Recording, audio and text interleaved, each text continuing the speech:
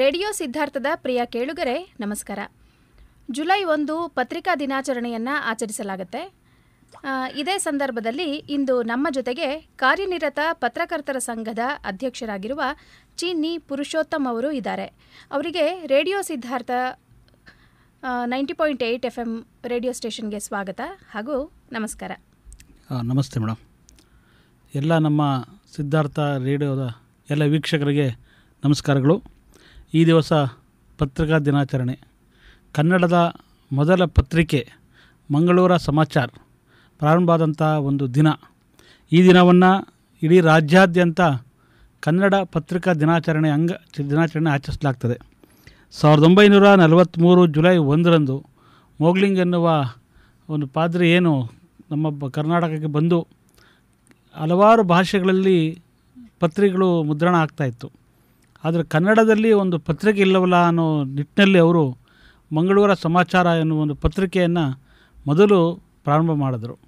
ಹಾಗಾಗಿ ಅವತ್ತಿನಿಂದ ಒಂದು ಏನು ಕನ್ನಡದ ಒಂದು ಪತ್ರಿಕೆ ಪ್ರಾರಂಭ ಆಯಿತು. ಆ ದಿನವನ್ನು 1996ರಲ್ಲಿ ನಮ್ಮ ಪತ್ರಿಕಾ ಅಕಾಡೆಮಿಯಿಂದ ಒಂದು ಏನು ಪತ್ರಿಕಾ ದಿನಾಚರಣೆಯನ್ನು ಆಚರಣೆ ಮಾಡಲಿಕ್ಕೆ ಪ್ರಾರಂಭ ಆಯಿತು. ಇಂದಿನವರೆಗೂ ಕೂಡ ಪತ್ರಿಕಾ ದಿನಾಚರಣೆ ನಿರಂತರವಾಗಿ ರಾಜ್ಯಾದ್ಯಂತ ಎಲ್ಲ ಪತ್ರಕರ್ತರ ಸಂಘಗಳು, ನಾಗರಿಕರು ಎಲ್ಲ ಸೇರಿ ಒಂದು ವಿಶೇಷ ರೀತಿಯಲ್ಲಿ ಪತ್ರಿಕಾ ದಿನಾಚರಣೆ ಆಚರಿಸ್ತಾ ಇದ್ದಾರೆ. ಹಾಗಾಗಿ ಈ ದಿವಸ ಜುಲೈ 1 ಪತ್ರಿಕಾ ದಿನಾಚರಣೆ ಸಮಸ್ತ ಎಲ್ಲ ಕೇಳುಗರಿಗೆ ರೇಡಿಯೋ ಸಿದ್ಧಾರ್ಥ ವತಿಯಿಂದ ಶುಭಾಶಯಗಳನ್ನು ಕೋರ್ತಾ ಇದ್ದೀನಿ. ಶ್ರೀಯುತರು ಚಿಕ್ಕನಾಯಕನಹಳ್ಳಿಯ ಉದಯವಾಣಿ ಪತ್ರಿಕೆಯ ಅರಕಾಲಿಕ ವರದಿಗಾರರಾಗಿ ಕಾರ್ಯನಿರ್ವಹಿಸಿದ್ದಾರೆ. ಹಾಗೆಯೇ ಪ್ರಸ್ತುತ ಉದಯವಾಣಿ ಪತ್ರಿಕೆಯ ಡಿಸ್ಟ್ರಿಕ್ಟ್ ರಿಪೋರ್ಟ್ರಾಗಿ ಕೂಡ ಕಾರ್ಯನಿರ್ವಹಿಸ್ತಾ ಇದ್ದಾರೆ. ಸರ್, ಈಗಾಗಲೇ ತಾವು ಹೇಳಿದ ರೀತಿಯಲ್ಲಿ ಪತ್ರಿಕೆ ಯಾವಾಗ ಶುರುವಾಯಿತು, ಯಾರು ಶುರು ಮಾಡಿದರು, ಯಾವಾಗ ಶುರು ಮಾಡಿದರು, ಆ ಕಾರಣ ನಾವು ಪತ್ರಿಕಾ ದಿನಾಚರಣೆಯನ್ನು ಈ ದಿನ ಆಚರಣೆ ಮಾಡ್ತೀವಿ ಅಂತ ತಾವು ಹೇಳಿದ್ರಿ. ಹೌದು. ಈಗ ಎಲ್ಲರೂ ಕೂಡ ಯಾವ ಕಾಲಘಟ್ಟಕ್ಕೆ ನಾವು ಬಂದು ನಿಂತಿದ್ದೀವಿ ಅಂತ ಹೇಳಿದ್ರೆ, ಪ್ರತಿದಿನ ಬೆಳಗ್ಗೆ ಎದ್ದಾಗ ನ್ಯೂಸ್ ಪೇಪರು, ಕಾಫಿ ಹಿಡ್ಕೊಂಡು ಕೂರ್ತಿದ್ದಂತಹ ಜನ ಇವತ್ತು ತುಂಬ ವಿರಳ ಅಂತ ಹೇಳ್ಬೋದು. ಬೆಳಗ್ಗೆ ಎದ್ದ ತಕ್ಷಣ ಮೊಬೈಲ್ ನೋಡೋ ಅಂಥ ಜನರೇ ಜಾಸ್ತಿ ಆಗಿದ್ದಾರೆ. ಈ ಒಂದು ಕಾಲಘಟ್ಟದಲ್ಲಿ ಪತ್ರಿಕೆಗಳನ್ನು ಓದುವಂಥವರು ಅಥವಾ ಈ ಕುರಿತು ಕಂಟೆಂಟ್ ಏನು ಕೊಟ್ಟರೆ ಇನ್ನೂ ಓದುಗರು ಹೆಚ್ಚಾಗ್ಬೋದು ಅಂತ ತಮ್ಗನ್ಸುತ್ತೆ? ಖಂಡಿತ ತಾವು ಹೇಳಿದ್ದು ಒಂದು ಸರಿಯಾದಂಥ ವಿಚಾರ. ಈ ಹಿಂದೆ ನಾವು ಗಮನಿಸಿದ ಹಾಗೆ ಈಗ ನಾನು ಸುಮಾರು 42 ವರ್ಷದಿಂದ ನಾನು ಪತ್ರಿಕೋದ್ಯಮದಲ್ಲಿ ಇದ್ದೀನಿ, ಪತ್ರಕರ್ತನಾಗಿ ಕೆಲಸ ಮಾಡ್ತಾಯಿದ್ದೀನಿ. ತಾವು ಹೇಳಿದಾಗೆ ಚಿಕ್ಕನಾಯಕನಹಳ್ಳಿಯಲ್ಲಿ ನಾನು ನನ್ನ ವೃತ್ತಿಯನ್ನು ಆರಂಭ ಮಾಡಿದೆ. ಪ್ರಾರಂಭದಲ್ಲಿ ನಾನು ಹೊಸದಿಗಂತ ಪತ್ರಿಕೆಯಲ್ಲಿ ತಾಲೂಕು ವರದಿಗಾರ ಆಗಿದ್ದೆ. ನಂತರ ಸಂಯುಕ್ತ ಕರ್ನಾಟಕ, ಜನವಾಹಿನಿ, ಉದಯವಾಣಿ ಪತ್ರಿಕೆಯಲ್ಲಿ, ಈಗ ಉದಯವಾಣಿಯಲ್ಲಿ ಸುಮಾರು 30 ವರ್ಷಗಳಿಂದ ನಾನು ನಿರಂತರವಾಗಿ ವರದಿಗಾರನಾಗಿ ಕೆಲಸ ಮಾಡ್ತಾಯಿದ್ದೀನಿ. ತುಮಕೂರಿನಲ್ಲಿ ನಾನು ಈಗ ವರದಿಗಾರಾಗಿ ಸುಮಾರು 22 ವರ್ಷದಿಂದ ತುಮಕೂರು ಜಿಲ್ಲಾ ವರದಿಗಾರರಾಗಿದ್ದೇನೆ. ಹಾಗೆಯೇ ಪತ್ರಕರ್ತರ ಸಂಘದಲ್ಲೂ ಕೂಡ ನಾನು ಕೆಲಸವನ್ನು ಮಾಡ್ತಾಯಿದ್ದೇನೆ. ನಾವು ಹಿಂದೆ ಪತ್ರಿಕೆ ಅಂದರೆ ಜನ ಕಾಯ್ತಾ ಇರೋರು. ಬೆಳಗ್ಗೆ 5ವರೆಗೇ ತುಂಬ ಜನ ಹುಡ್ಕೊಂಡು ಬಂದು ಆ ಸ್ಟಾಲ್ಗಳ ಹತ್ರ, ಆ ಬಂಡಲ್ ಬಿಚ್ಚೋ ಹತ್ರ ತುಂಬ ಜನ ಬಂದು ಪತ್ರಿಕೆನ ಕೇಳಿ ಪಡೆದು ಓದ್ತಾಯಿದ್ರು. 6 ಗಂಟೆ, 6:30, 7 ಗಂಟೆ ಒಳಗೆ ಪತ್ರಿಕೆ ಬರಲಿಲ್ಲ ಅಂದರೆ ಜನ ಪತ್ರಿಕೆ ಹಾಕೋ ಹುಡುಗನ್ನೇ ಬೈದ್ಬಿಡೋರು, ಇಷ್ಟು ಲೇಟ್ ಆಯ್ತಲ್ಲ ಅನ್ನೋ ಅಷ್ಟು ಜನ ಪತ್ರಿಕೆ ಓದಲಿಕ್ಕೆ ಕಾಯ್ತಾಯಿದ್ರು. ಇವತ್ತೇನು ಸುದ್ದಿ ಬಂದಿದೆ ಪತ್ರಿಕೆಯಲ್ಲಿ ಅನ್ನೋದು ಕೂಡ ಜನ ಕಾತರಾಗಿರೋವಂಥವ್ರು. ಒಂದು ತಾಲೂಕಿನ ಸುದ್ದಿ, ಒಬ್ಬ ವ್ಯಕ್ತಿಯ ಸುದ್ದಿ, ಒಬ್ಬ ವ್ಯಕ್ತಿ ಹೆಸರು ಒಂದು ಪತ್ರಿಕೆಯಲ್ಲಿ ಬಂದಿದೆ ಅಂದರೆ ಆವತ್ತು ಸಂಭ್ರಮ. ನಮ್ಮೂರದು ಸುದ್ದಿ ಬಂದಿದೆ, ಇವತ್ತು ನಮ್ಮೂರ ಹೆಸರು ಬಂದಿದೆ ಪತ್ರಿಕೆಯಲ್ಲಿ ಅಂತಕ್ಕಂಥದ್ದು. ಎಲ್ಲರೂ ಕೂಡ ಇವತ್ತು ನಮ್ಮೂರ ಹೆಸರು ಬಂದಿದೆ, ಫೋಟೋ ಬಂದಿದೆ ನೋಡಿದಿರಾ ಅಂತ ಒಂದು ಸಂಭ್ರಮಿಸ್ತಾಯಿದ್ರು. ಒಂದು ಸುದ್ದಿ ಬಂದಿದೆ ಒಂದು ಊರದು ಅಂದರೆ ಅಷ್ಟೇ ಒಂದು ಖುಷಿ ಇರ್ತಿತ್ತು. ಆದರೆ ಇವತ್ತೇನಾಗಿದೆ ಅಂದರೆ ಜನರಿಗೆ ತಾವು ಹೇಳಿದಾಗೆ ಪತ್ರಿಕೆಯನ್ನು ಓದುವಂಥ ಹವ್ಯಾಸ ನಮ್ಮಲ್ಲಿ ಕಡಿಮೆ ಆಗಿದೆ. ಇವತ್ತು ನಮ್ಮ ಏನು ಒಂದು ವಯೋಮಾನದವರು ಇದ್ದಾರೆ ಅವರೆಲ್ಲರೂ ಕೂಡ ಪತ್ರಿಕೆ ಓದ್ತಾರೆ. ಇವತ್ತಿನ ಯುವ ಸಮೂಹ ಪತ್ರಿಕೆಯನ್ನು ಓದೋದು, ಪುಸ್ತಕ ಓದೋದ್ರ ಕಡೆ ಗಮನವೇ ಇಲ್ಲ. ತಾವು ಹೇಳಿದಾಗೆ ಬೆಳಗ್ಗೆನೇ ಎಲ್ಲ ಹಿಡಿದು ಮೊಬೈಲ್ ಇಟ್ಕೊಂಡು ಕುಟ್ಕೊಳ್ಳೋವಂಥ ಪದ್ಧತಿ ಇವತ್ತು ಪ್ರಾರಂಭ ಆಗಿದೆ. ಈ ಮೊಬೈಲ್ ಹುಚ್ಚು ಯಾವ ರೀತಿಯಾಗಿದೆ ಅಂದರೆ ಮೊಬೈಲ್ ಇಲ್ಲದೆ ಜೀವನನೇ ಇಲ್ಲ ಅನ್ನೋ ರೀತಿಯಲ್ಲಿ ಇವತ್ತು ಮೊಬೈಲ್ನ ಯುವಕರು ಅದನ್ನು ಅಳವಡಿಸ್ಕೊಂಡಿದ್ದಾರೆ. ಅದು ಖಂಡಿತ ಅದು ತಪ್ಪು. ಇವತ್ತು ಏನು ಮೊಬೈಲಿಂದ ಹಲವಾರು ರೀತಿಯ ಏನು ಕಾಯಿಲೆಗಳು ಬರ್ತದೆ ಅಂತ ವೈದ್ಯರುಗಳು ಈಗಾಗಲೇ ನಮಗೆ ತಿಳಿಸ್ತಾ ಇದ್ದಾರೆ. ಈಗ ಇತ್ತೀಚೆಗೆ ನಾವು ಪ್ರಕರಣಗಳನ್ನು ನೋಡಿದಾಗ ಯುವಕರು ಹೆಚ್ಚು ಸಂಖ್ಯೆಯಲ್ಲಿ ಇವತ್ತು ಹೃದಯಾಘಾತ ಸೇರಿದಂತೆ ವಿವಿಧ ಕಾಯಿಲೆಗಳಿಂದ ಚಿಕ್ಕ ವಯಸ್ಸಲ್ಲೇ ಮೃತಪಡ್ತಿದ್ದಾರೆ. ಆದರೆ ಅದಕ್ಕೆ ವೈದ್ಯರೇ ಹೇಳೋದಾಗೆ ಜೀವನ ಶೈಲಿ ನಮ್ಮ ಪದ್ಧತಿ ಸರಿಯಿಲ್ಲ ಅನ್ನೋದು ಕೂಡ ಇವತ್ತು ನಾವು ವೈದ್ಯರ ಒಂದು ಸಲಹೆ ಮೇಲೆ ನಾವೆಲ್ಲ ಹೇಳ್ಬೋದಾಗಿದೆ. ಹಾಗಾಗಿ ಇವತ್ತು ಓದುವಂಥ ಹವ್ಯಾಸವನ್ನು ನಾವು ಬೆಳೆಸಬೇಕು. ಪತ್ರಿಕೆ ಮನೆಯಲ್ಲಿ ಬಂದಾಗ ಪ್ರತಿ ಮಗು ಪ್ರತಿ ವ್ಯಕ್ತಿ ಯಾರಿದ್ದಾರೆ ಪೇಪರ್ ಓದು ಅಂತೇಳಿ ನಾವು ಮಕ್ಕಳಿಗೆ ಅದನ್ನು ತಿಳಿ ಹೇಳಿ ಪೇಪರ್ನ ಮತ್ತು ಪುಸ್ತಕವನ್ನು ಓದುವಂಥ ಹವ್ಯಾಸವನ್ನು ನಾವು ಬೆಳೆಸಬೇಕಾಗಿದೆ. ನಾವು ಈಗೆಲ್ಲ ಪ್ರಿಂಟ್ ಮೀಡಿಯಾ ಬಿಟ್ಟು ಡಿಜಿಟಲ್ ಮೀಡಿಯಾ, ಆನ್ಲೈನ್ ಮೀಡಿಯಾ ಈ ರೀತಿ ಹೊರಳುತ್ತಾ ಇದ್ದಾರೆ. ಅಂದರೆ ಈ ಮಾಧ್ಯಮವನ್ನು ಸಂಪೂರ್ಣವಾಗಿ ನಿರ್ಲಕ್ಷ್ಯ ಮಾಡಿ ಡಿಜಿಟಲ್ ಮೀಡಿಯಾ ಕಡೆಗೆ ಹೊರಳುತ್ತಾ ಇದ್ದಾರೆ. ಈ ಎರಡರ ಮಧ್ಯೆ ಇರುವಂತಹ ವ್ಯತ್ಯಾಸಗಳು ಅಥವಾ ಸಾಮ್ಯತೆಗಳು ಅಂತ ನಿಮಗೇನಾದರೂ ಅನಿಸಿದರೆ ಯಾಕೆ ಅಂತ ಹೇಳಿದ್ರೆ, ಈಗ ಪತ್ರಿಕೆಯನ್ನು ಹಾರ್ಡ್ ಕಾಪಿ ತೊಗೊಂಡು ಕೈಲಿ ಹಿಡ್ಕೊಂಡು ಓದೋದಕ್ಕಿಂತ ಕೆಲವರು ಇನ್ನೂ ಹೇಳ್ತಾರೆ, ನಾವು ಪತ್ರಿಕೆಗಳನ್ನು ಮನೇಲಿ ತರಿಸಿ ಓದಲ್ಲ, ಬದಲಾಗಿ ನಾವು ಆನ್ಲೈನಲ್ಲಿ ಸಿಗುತ್ತೆ, ನಾವು ಅದನ್ನೇ ಓದ್ತೀವಿ, ಮತ್ತು ಹಾರ್ಡ್ ಕಾಪಿ ಯಾಕೆ ಓದಬೇಕು ಅಂತ. ಮೊಬೈಲನ್ನ ಹಿಡ್ಕೊಂಡಿರೋ ಹುಡುಗರು ಹೇಳ್ಬೋದು ಆ ಮಾತನ್ನು, ಅಥವಾ ಓದ್ತಿರೋ ಅಂಥ ಬೇರೆ ವ್ಯಕ್ತಿಗಳು ಹೇಳ್ಬೋದು. ನಿಮಗೇನು ಅನಿಸುತ್ತೆ ಸರ್? ಈಗ ತಾವು ಹೇಳಿದಾಗೆ ಇವತ್ತು ಸೋಷಿಯಲ್ ಮೀಡಿಯಾ ವ್ಯಾಪಕವಾಗಿದೆ. ಇವತ್ತು ತಕ್ಷಣದಲ್ಲಿ ನಮಗೆ ನಾವು ಅಂಗೈಯಲ್ಲೇ ಅರಮನೆ ನೋಡ್ತೀವಿ ಅನ್ನೋ ಪದ್ಧತಿ ಏನಿದೆ, ಸೋಷಿಯಲ್ ಮೀಡಿಯಾ ಮೊಬೈಲ್ನಲ್ಲೇ ಎಲ್ಲದೂ ನೋಡ್ಬೋದು. ಈ ಸಾಮಾಜಿಕ ಜಾಲತಾಣಗಳು ದಿನೇ ದಿನೇ ಅವು ಕೂಡ ಹೆಚ್ಚುತ್ತಾ ಆಗ್ತಾಯಿದೆ. ಹಾಗಾಗಿ ಇವತ್ತು ಏನು ಪ್ರಿಂಟ್ ಮೀಡಿಯಾಗಿನ ನಾವು ಸೋಷಿಯಲ್ ಮೀಡಿಯಾದಲ್ಲೇ ಸುದ್ದಿಗಳನ್ನ ಓದ್ತೀವಿ ಅನ್ನೋದು ಅದು ಸರಿಯಾದ, ಅಂದರೆ ತಕ್ಷಣದಲ್ಲಿ ಸುದ್ದಿ ಓದಲಿಕ್ಕೆ ಅದು ಅವಕಾಶ ಆಗ್ತದೆ. ಆದರೆ ಅದು ನಿರಂತರವಾಗಿ ಒಂದು ಏನು ಮೊಬೈಲಲ್ಲೇ ಸುದ್ದಿ ನೋಡುವಂಥದ್ದು ಅದು ಪದ್ಧತಿ ಅಲ್ಲ. ಒಂದು ಪತ್ರಿಕೆಯನ್ನು ಇಟ್ಟುಕೊಂಡು ನಾವು ಸುದ್ದಿಯನ್ನು ಗ್ರಹಿಸೋದಕ್ಕೂ, ಆ ಸುದ್ದಿಯನ್ನು ಆಸ್ವಾದನ ಮಾಡೋದಕ್ಕೂ, ಆ ಸುದ್ದಿಯನ್ನು ನಾವು ಏನು ಅದನ್ನು ತಿಳ್ಕೊಳ್ಳೋದಕ್ಕೂ ಈ ಮೊಬೈಲಲ್ಲಿ ಅಷ್ಟು ತಕ್ಷಣದಲ್ಲಿ ನಾವು ಸುದ್ದಿ ನೋಡ್ಬೋದು ಅಷ್ಟೇ. ಅದು ಅಷ್ಟು ವಿಸ್ತಾರವಾಗಿ ಅಷ್ಟು ಡೀಟೇಲಾಗಿ ಮೊಬೈಲಲ್ಲಿ ನಾವು ಸುದ್ದಿಗಳನ್ನ ಓದಲಿಕ್ಕೆ ಆಗೋದಿಲ್ಲ. ಹಾಗಾಗಿ ಪತ್ರಿಕೆ ಮುಖಾಂತರನೇ ಹೋದರೆ ಅದು ಭಾಳ ಒಂದು ಅನುಕೂಲ ಅನ್ನೋದು ನನ್ನ ಅಭಿಪ್ರಾಯ. ಮತ್ತು ತಾವು ಇವತ್ತೇನೋ ಸೋಷಿಯಲ್ ಮೀಡಿಯಾ ಬಗ್ಗೆ ಹೇಳ್ತಾ ಇದ್ದೀರಿ, ತಕ್ಷಣದಲ್ಲಿ ಸುದ್ದಿಯನ್ನು ನಾವು ತಿಳ್ಕೊಳ್ಳಿಕ್ಕೆ ಸೋಷಿಯಲ್ ಮೀಡಿಯಾ ಇವತ್ತು ಎಸೆನ್ಷಿಯಲ್ ಇದೆ. ಇವತ್ತು ಅಮೇರಿಕಾದಲ್ಲಿ ಯಾವುದೋ ಏನೋ ನಡೆಯುವಂಥ ಸುದ್ದಿ ಇಮಿಡಿಯೇಟಾಗಿ ನಮಗೆ ನಮ್ಮ ಮೊಬೈಲಲ್ಲಿ ಗೊತ್ತಾಗುತ್ತೆ ಅಂದರೆ ಇವತ್ತಿನ ಕಾಲಘಟ್ಟಕ್ಕೆ ಅದು ಒಂದು ಹೊಸ ಒಂದು ಏನು ಮೀಡಿಯಾ, ಸೋಷಿಯಲ್ ಮೀಡಿಯಾ ಕೂಡ ಪ್ರಮುಖವಾಗಿ ಪಾತ್ರವನ್ನು ವಹಿಸ್ತಾ ಇದೆ ಇವತ್ತಿನ ಕಾಲಘಟ್ಟದಲ್ಲಿ. ಅದರಿಂದ ಸೋಷಿಯಲ್ ಮೀಡಿಯಾದಿಂದ ಅನುಕೂಲ ಏನಿದೆ ಅದರಿಂದ ಅನಾನುಕೂಲ ಕೂಡ ಅಷ್ಟೇ ಇದೆ. ಹಾಗಾಗಿ ಇವತ್ತು ಸೋಷಿಯಲ್ ಮೀಡಿಯಾದು ಒಂದು ಭಾಗ ಆದರೆ ನಾವು ಪ್ರಿಂಟ್ ಮೀಡಿಯಾನ ಇವತ್ತು ನಾವು ಹೇಳ್ಬೋದು, ಪ್ರಿಂಟ್ ಮೀಡಿಯಾ ಇವತ್ತು ಕಡಿಮೆ ಆಗ್ತಾಯಿದೆ, ಪೇಪರ್ ಓದೋ ಸಂಖ್ಯೆ ಕಡಿಮೆ ಆಗ್ತಾಯಿದೆ ಅಂತ ನಾವು ಹೇಳ್ಬೋದು ಅಷ್ಟೇ. ಆದರೆ ಸರ್ಕ್ಯುಲೇಷನ್, ಯಾವುದೇ ಪತ್ರಿಕೆ ಸರ್ಕ್ಯುಲೇಷನ್ ಕಡಿಮೆ ಆಗ್ತಾಯಿಲ್ಲ, ಸರ್ಕ್ಯುಲೇಷನ್ ನಡೀತಾ ಇದೆ. ಅದರೊಳಗೆ ಅದು ಯಾವುದೋ ಒಂದು ಮೂಲ ಇಲ್ಲ ಇನ್ನೊಂದು ಮೂಲದಲ್ಲಿ ಸರ್ಕ್ಯುಲೇಷನ್ನ ಪತ್ರಿಕೆಗಳು ಉಳಿಸ್ತಾ ಇದ್ದಾವೆ. ಇವತ್ತೇನು ಪ್ರಮುಖ ರಾಜ್ಯ ಮಟ್ಟದ ಪತ್ರಿಕೆಗಳಿದೆ ಅವು ತಮ್ಮ ಅಸ್ತಿತ್ವನ ಉಳಿಸ್ಕೊಳ್ಳಿಕ್ಕೆ ಏನೆಲ್ಲ ಪ್ರಯತ್ನ ಮಾಡಬೇಕು ಅದನ್ನು ಮಾಡ್ತಾ ಇದ್ದಾವೆ. ಹಾಗಾಗಿ ಇವತ್ತು ಉದಯವಾಣಿ ಇರ್ಬೋದು, ಪ್ರಜಾವಾಣಿ ಇರ್ಬೋದು, ಕನ್ನಡಪ್ರಭ ಇರ್ಬೋದು, ಸಂಯುಕ್ತ ಕರ್ನಾಟಕ ಇರ್ಬೋದು, ವಿಜಯವಾಣಿ, ವಿಜಯ ಕರ್ನಾಟಕ ಇರ್ಬೋದು, ಹೊಸದಿಗಂತ ಇರ್ಬೋದು, ಇತರೆ ಪತ್ರಿಕೆಗಳು ಏನಿದೆ ಅವೆಲ್ಲ ಪತ್ರಿಕೆಗಳು ಕೂಡ ತಮ್ಮ ಏನು ವ್ಯಾಪ್ತಿ ಇರ್ತಕ್ಕಂಥ ಸರ್ಕ್ಯುಲೇಷನ್ನ ಇಂಪ್ರೂವ್ಮೆಂಟ್ಸ್ ಮಾಡ್ಕೊಳ್ಳಲಿಕ್ಕೆ ಯಾವ ರೀತಿ ಒಂದು ಪ್ರಯತ್ನ ಹಾಕಬೇಕು ಅದನ್ನು ಮಾಡಿ ಜನರನ್ನು ತಲುಪಲಿಕ್ಕೆ ಒಂದು ಪ್ರಯತ್ನ ನಡೀತಾ ಇದೆ. ಹಾಗಾಗಿ ಆ ನಿಟ್ಟಿನಲ್ಲಿ ಈ ಪತ್ರಿಕೆಗಳು ಏನಿದೆ ಇನ್ನೂ ಕೆಲವು ವರ್ಷಗಳ ಕಾಲ ಪ್ರಿಂಟ್ ಮೀಡಿಯಾಕ್ಕೆ ಯಾವುದೇ ರೀತಿಯ ಸಮಸ್ಯೆ ಆಗಲಾರ್ದು ಅನ್ನೋದು ನನ್ನ ಅಭಿಪ್ರಾಯ. ಯಾಕೆಂದರೆ ಇವತ್ತು ಕೂಡ ಪತ್ರಿಕೆ ಓದುವ ಜನ ಇದ್ದಾರೆ, ಮನೆಗೆ ಪತ್ರಿಕೆಗಳು ಹೋಗ್ತಾ ಇದೆ, ಒಂದಲ್ಲ ಒಂದು ಪತ್ರಿಕೆಗಳನ್ನ ಜನ ಕೊಂಡ್ಕೊತಾ ಇದ್ದಾರೆ. ಅದನ್ನು ನಾವು ಈಗ ಏನು ಮಾಡಬೇಕಂದ್ರೆ ಜನರಿಗೆ ಪತ್ರಿಕೆಗಳು ಉಳಿಬೇಕು, ಪತ್ರಿಕೆಯನ್ನು ಕೊಂಡು ಓದಿ, ಪತ್ರಿಕೆಯನ್ನು ಕೊಳ್ಳಿ ಅನ್ನುವ ನಿಟ್ಟಿನಲ್ಲಿ ನಾವು ಜನರಲ್ಲಿ ಮನವನ್ನು ಒಲಿಸಬೇಕಾಗಿದೆ. ಯುವಕರಲ್ಲಿ, ವಿದ್ಯಾರ್ಥಿಗಳಲ್ಲಿ ನಾವು ಅದನ್ನು ಜಾಗೃತಿ ಉಂಟು ಮಾಡಿ ಪತ್ರಿಕೆ ಪುಸ್ತಕ ಓದಿ ಅಂತ ನಾವು ಹೇಳಬೇಕಾಗಿದೆ ಮೇಡಮ್. ಪತ್ರಿಕೆ ಓದೋದ್ರಿಂದ ಸಿಗುವ ಹಿತಾನುಭವನೇ ಬೇರೆ, ಅದನ್ನು ಆನ್ಲೈನ್ ಮಾಧ್ಯಮದ ವೀಕ್ಷಣೆಯಿಂದ ಸಿಗಲಾರದು. ಇವತ್ತಿಗೂ ಕೂಡ ಪತ್ರಿಕೆಯನ್ನು ಕೈಲಿ ಹಿಡ್ಕೊಂಡು ಓದ್ತಕ್ಕಂತಹ ಓದುಗರು ತುಂಬ ಜನ ಇದ್ದಾರೆ. ಹಾಗೆಯೇ ಬೇರೆ ಎಲ್ಲ ಮಾಧ್ಯಮಗಳಿಗೆ ನಾವೇನಾದರೂ ಕಂಪೇರ್ ಮಾಡಿದ್ರೆ ಪ್ರಿಂಟ್ ಮೀಡಿಯಾ ಅಥವಾ ಈ ಪತ್ರಿಕೆಗಳು ಅಂತೇನಿದೆ ಇದು ಹೆಚ್ಚು ವಿಶ್ವಾಸಾರ್ಹ ಅಂತನ್ನೋ ಮಾತು ತುಂಬ ತಜ್ಞರು ಹೇಳಿರೋದನ್ನ ಕೇಳಿದ್ದೀವಿ. ಈಗ ಇನ್ನೊಂದು ಪ್ರಶ್ನೆ ಸರ್, ಈಗ ಜಾಹೀರಾತು ಮತ್ತು ಸಂಪಾದಕೀಯವನ್ನು ಓದುವಂತಹ ವರ್ಗವೇ ಇದೆ. ಸಂಪಾದಕೀಯ ಓದೋದ್ರಿಂದ ಎಷ್ಟೆಲ್ಲ ಉಪಯೋಗ ಇದೆ ಅಂಥೇಳಿ ತರಗತಿಗಳಲ್ಲಿ ಪಾಠ ಮಾಡುವಂಥ ಮೇಸ್ಟ್ರಿಂದ ಹಿಡಿದು ಅದಕ್ಕೆ ಆದಂತಹ ಓದುಗ ವರ್ಗ ಇದೆ. ಹೌದು. ಜಾಹೀರಾತೆ ಬೇರೆ, ಸಂಪಾದಕೀಯನೇ ಬೇರೆ ಅಂತ ಹೇಳುವ ಸಮಯದಲ್ಲಿ ಆ ಎರಡೂ ವಿಭಾಗದ ನಡುವಿನ ಗೆರೆ ಎಲ್ಲೋ ಒಂದು ಕಡೆ ಅಳಸೋಗಿ ಎರಡೂ ಒಂದೇ ಆಗಿಬಿಟ್ಟಿದೆಯೇನೋ ಅನ್ನೋ ಥರ ಸಾಕಷ್ಟು ದೂರುಗಳು ಓದುಗರಲ್ಲಿ ಜನಜನಿತವಾಗಿದೆ ಅಂತಲೇ ಹೇಳ್ಬೋದು. ಇದಕ್ಕೆ ನಿಮ್ಮ ಅಭಿಪ್ರಾಯ ಏನು? ಖಂಡಿತ ನೀವು ಹೇಳಿದ ಹಾಗೆ ಇವತ್ತು ಸಂಪಾದಕೀಯ ಪ್ರಮುಖವಾದಂಥ ವಿಚಾರ. ಒಂದು ಪತ್ರಿಕೆಯಲ್ಲಿ ಒಂದು ಸಂಪಾದಕೀಯ ಬರೆದಿದ್ದಾರೆ ಸಂಪಾದಕರು ಅಂದರೆ ಅದನ್ನು ಜನ ಭಾಳ ಇಷ್ಟಪಟ್ಟು ಓದ್ತಾ ಇರೋದು ಒಂದು ಕಾಲ ಇತ್ತು. ಅದು ಇತ್ತೀಚೆಗೆ ಅದು ಆ ಸಂಪಾದಕೀಯದಲ್ಲೂ ಕೂಡ ಏರಿಳಿತ ಆಗಿದೆ, ಅದು ಜಾಹೀರಾತು ರೂಪದಲ್ಲಿ ಇರ್ತದೆ, ಈ ಥರದ್ದೆಲ್ಲ ಚರ್ಚೆಗಳು ನಡೀತಾ ಇದೆ. ಆದರೆ ಸಂಪಾದಕರು ಅವತ್ತಿನ ವಸ್ತುಸ್ಥಿತಿಗೆ ಅನುಗುಣವಾಗಿ ಇವತ್ತು ಏನಿದೆ, ಇವತ್ತು ರಾಜ್ಯ ರಾಜಕೀಯ ಇರ್ಬೋದು ಮತ್ತು ನಮ್ಮ ಇಂದಿನ ಪ್ರಚಲಿತ ಸಮಸ್ಯೆಗಳ ಬಗ್ಗೆ ಇರ್ಬೋದು, ಎಲ್ಲ ವಿಷಯಗಳನ್ನು ಕೂಡ ಕ್ರೋಢೀಕರಿಸಿ ಸಂಪಾದಕೀಯದಲ್ಲಿ ಬರೀತಾರೆ.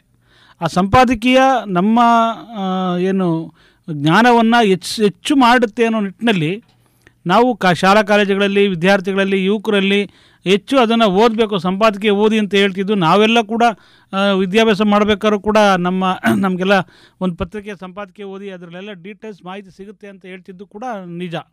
ನಾವು ಕೂಡ ಇವತ್ತು ಸಂಪಾದಕೀಯನ ಎಲ್ಲ ಓದ್ತೇವೆ ಮತ್ತು ಜನರು ಕೂಡ ಹೆಚ್ಚು ಜನ ಅದು ಇಷ್ಟಪಟ್ಟು ಓದ್ತಾರೆ.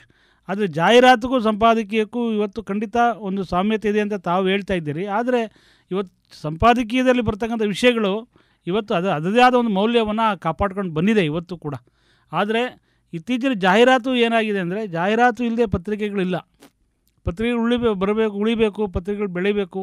ಇವತ್ತು ಒಂದು ಪತ್ರಿಕೆ ಸಂಸ್ಥೆ ನಡಿಬೇಕಂದ್ರೆ ಜಾಹೀರಾತು ಕೂಡ ಒಂದು ಪಾರ್ಟ್ ಆಫ್ ದ ಪೇಪರ್, ಒಂದು ಪಾರ್ಟು ಪೇಪರಲ್ಲಿ ಅದು ಕೂಡ ಅತ್ಯಂತ ಅಗತ್ಯವಾಗಿದೆ. ಹಾಗಾಗಿ ಜಾಹೀರಾತು ಕೂಡ ಇವತ್ತು ನಾವು ಪತ್ರಿಕೆಗಳು ಹೆಚ್ಚಿನ ಒತ್ತನ್ನು ಕೊಡಬೇಕಾಗಿದೆ.